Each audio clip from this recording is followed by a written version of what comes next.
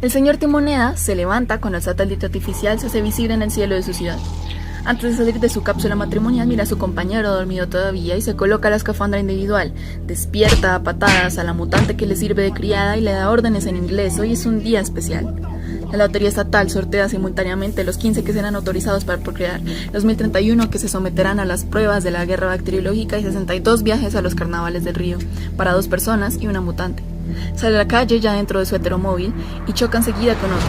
Se matan los 2 conductores y el viudo señor Timoneda es obligado a seguir la costumbre de suicidarse en la pira funeraria. ¿Es natural eso? No. Esa sociedad imaginaria, capitalista, postnuclear, despótica, de atmósfera precaria y homosexual machista, no es natural. Pero sí es una sociedad posible, aunque no la única posible. La actual sociedad capitalista, predominantemente urbana guiada por el consumo y la productividad, tampoco es natural y podría ser de otra manera. Sin embargo, el señor Timoneda consideraba que la forma en que ocurrirían las cosas en su mundo del futuro y su rutina diaria era normal. Es lo que hacen todos, es lo que ocurre siempre. Más acá, en el presente, podríamos creer que este orden social desigual, en donde unos pocos pueden acceder a la riqueza, es normal, porque siempre ha sido así y quizás solo algunos sospechen de su naturalidad. ¿Es natural que unas personas vivan en mejores condiciones que otras? Si este orden social no es natural, ¿cómo podemos transformarlo? Camilo es un estudiante de Derecho de la Universidad Externado de Colombia. Cree que la desigualdad en Colombia existe y que es algo que nunca se va a poder reparar.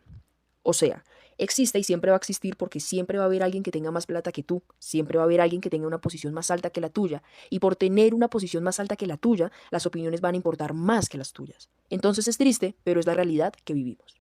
Hernando Parra, rector de la Universidad Externado de Colombia, considera que la desigualdad existe en todos los lugares del mundo y corresponde a la dinámica social y a la naturaleza humana, en la cual unas personas se encuentran en un nivel más alto o bajo que otras, por lo que se deben buscar sistemas de satisfacción de las necesidades básicas e igualdad de oportunidades para todos los miembros de la sociedad, en un trabajo mancomunado entre el Estado y la sociedad civil. María Paula es una estudiante de 6º semestre de Finanzas y Relaciones Internacionales. Señala que el índice Gini es un mecanismo y parámetro que mide la desigualdad y la calcula de 0 a 1. Colombia pasó de 0,55 a 0,49, y si bien se ha reducido, se sigue posicionando como el país más desigual de toda la región. También nos contó que el DANE es una institución que ha efectuado distintos análisis de las dinámicas económicas a partir de censos y encuestas para medir la desigualdad monetaria y multidimensional. En relación con la pobreza monetaria, señala que para el 2022 en Colombia, esta alcanzó el 36%. Estas cifras se aproximan a una medición y una descripción de la desigualdad basadas en datos aparentemente objetivos e imparciales de la realidad. Sin embargo, nos dice que hay una desigualdad y una pobreza, pero no nos brindan mayores elementos para comprender cómo es posible esta desigualdad o cómo fue que se normalizó la pobreza y la desigualdad como parte del orden social.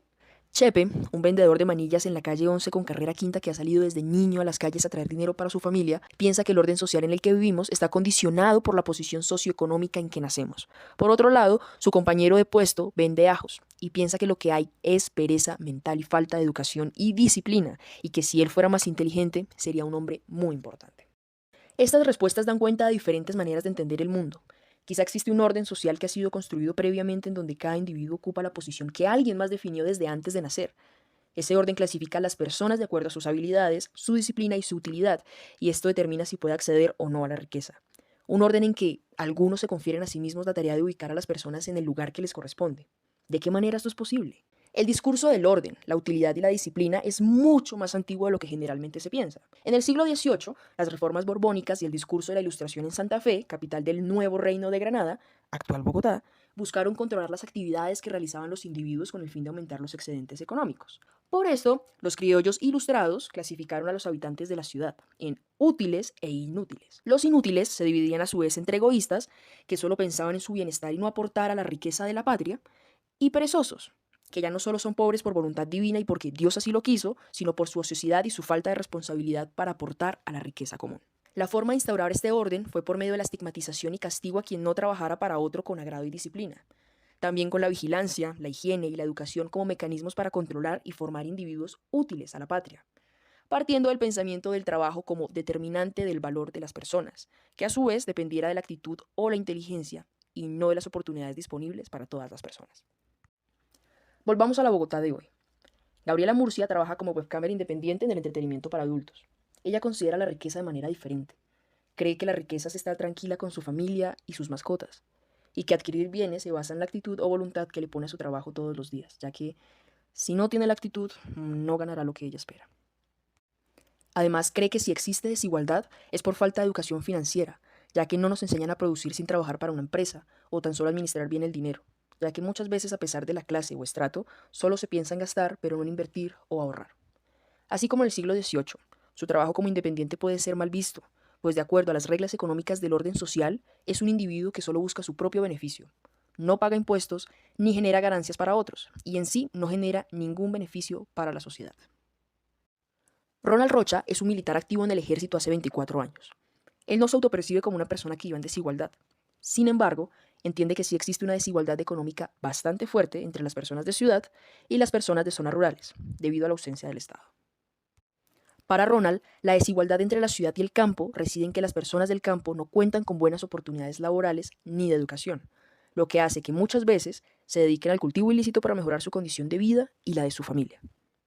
Ronald dice que si el Estado impulsara políticas para mejorar la educación en zonas rurales, estos campesinos no tendrían que recurrir a la delincuencia o al reclutamiento para los grupos al margen de la ley.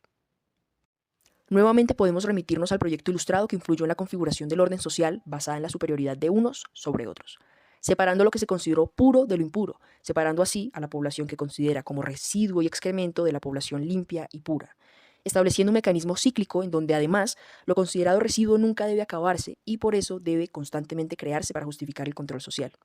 Un orden en donde el conocimiento científico, pretendidamente superior y verdadero, estaba representado por hombres blancos e ilustrados. Diego Alejandro es un abogado que actualmente trabaja en el Consejo de Estado como magistrado auxiliar. Él considera que las desigualdades que vivimos ahora vienen desde hace muchos años y han sido originadas por factores políticos, raciales, religiosos o de género. Considera que cargamos con su herencia y la seguimos perpetuando, generando y ampliando brechas sociales. No solo cree que las desigualdades son económicas, pues las personas no solo carecen de lo material. Las políticas que Diego proponen deberían abarcar varias desigualdades.